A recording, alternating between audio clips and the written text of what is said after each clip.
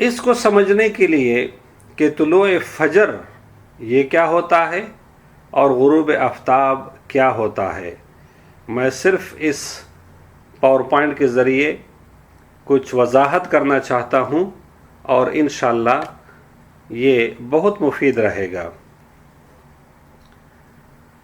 دن اور رات میں عبادت کے اوقات اللہ نے مقرر کیے ہیں۔ دن اور رات کے درمیان میں ایک حد فاصل ہے جس کو ہم افق کہتے ہیں۔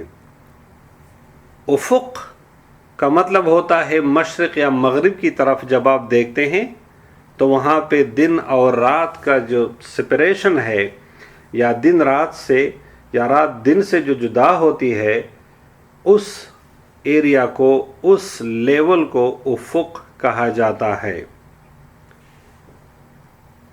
جب سورج افق کے نیچے ہوتا ہے تو ہمیں نظر نہیں آتا، بلکہ ہمیں ستارے نظر آتے ہیں، چاند نظر آتا ہے، اور اس وقت کو ہم رات کہتے ہیں۔ تو رات کے وقت میں ہمیں سورج نظر نہیں آتا۔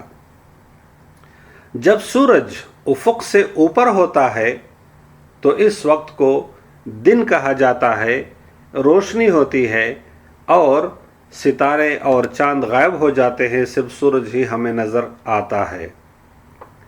لہٰذا اس کا مطلب یہ ہے کہ افق ایک حد ہے، ایک لائن ہے۔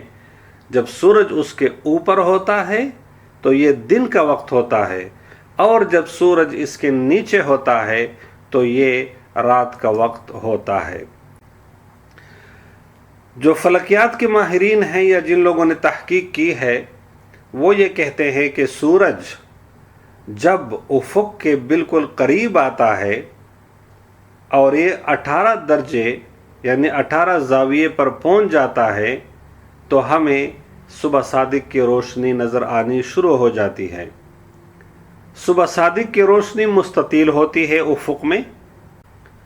جو ہی صبح صادق ہو جاتا ہے تو صبح صادق ہونے سے فجر کا وقت داخل ہو جاتا ہے، رات ختم ہو گئی، دن شروع ہو گیا، اور اب فجر کی اذان دی جاتی ہے۔ لہٰذا اس کا مطلب کیا ہوا؟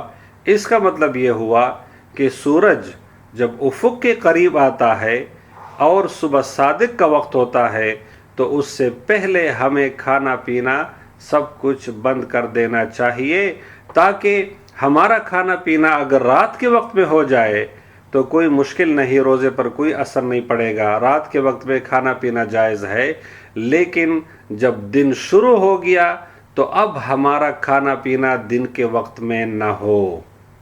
جب سورج افق کے اوپر آ جاتا ہے تو اس وقت کو ہم کہتے ہیں طلوع آفتاب، یعنی ہم کہتے ہیں کہ سورج نکل گیا۔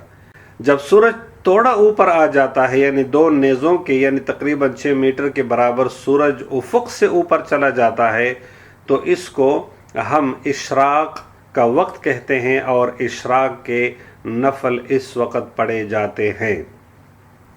اس کے بعد جب سورج تھوڑا اور بھی اوپر آ جاتا ہے تو اس وقت کو ضحیٰ کا وقت یا چاشت کا وقت کہا جاتا ہے۔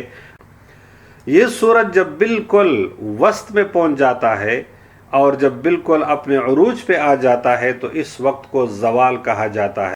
سورج ڈھلنے کے بعد یا سورج ڈھلنا شروع ہو جاتا ہے زوال کے بعد، اور سورج جب اس حد میں پہنچ جاتا ہے کہ ہر چیز کا سایہ جمہور کے مذہب میں اس کے برابر ہو جاتا ہے، یا احناف کے مذہب میں جب اس کا ڈبل ہو جاتا ہے تو یہ عصر کا وقت داخل ہو جاتا ہے، پھر عصر کی نماز شروع ہو جاتی، عصر کا وقت شروع ہو جاتا ہے اور عصر کی اذان دی جاتی ہے۔ اس کے بعد آتا ہے وقت مغرب کا۔ مغرب کے غروب آفتاب کا وقت جب قریب آ جاتا ہے تو سورج افق کے قریب پہنچ جاتا ہے۔ یہ مکروہ وقت ہوتا ہے، اس وقت بھی کوئی عبادت نہیں کی جاتی، لیکن ابھی فی الحال دن جاری ہے، یہ دن کا وقت ہے، دن ختم نہیں ہوا۔ اس کے بعد اگلا سٹیپ یہ ہوتا ہے کہ جو ہی یہ سورج افق کے نیچے چلا جاتا ہے تو اس کا مطلب یہ ہوتا ہے کہ اب سورج غروب ہو گیا اور اب کھانے پینے کی اجازت ہے، اور غروب آفتاب سے رات کا وقت شروع ہو جاتا ہے۔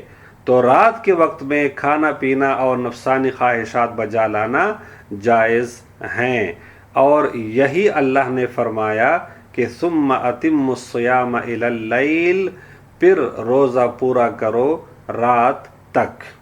لہٰذا افق ایک لائن ہے، ایک حد ہے، جب سورج اس کے اوپر آتا ہے تو دن کا وقت شروع ہو جاتا ہے، جب سورج اس کے نیچے آتا ہے تو رات کا وقت شروع ہو جاتا ہے، اور افق کے قریب جب سورج پہنچتا ہے صبح کو تو صبح صادق سے دن کا وقت شروع ہو جاتا ہے، اور صبح صادق سے ہمیں اپنی افطاری ختم کر دینی چاہیے۔